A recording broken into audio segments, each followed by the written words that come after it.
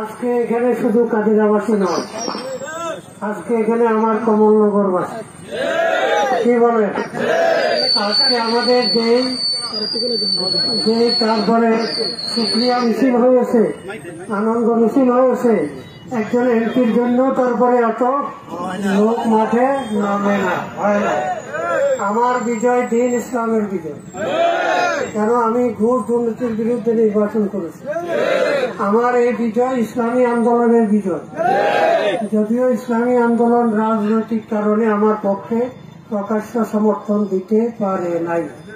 আমি ইসলামী আন্দোলনে ছিলাম, আমি ইসলামী আন্দোলনে আছি, আমি ইসলামী আন্দোলনে থাকবো।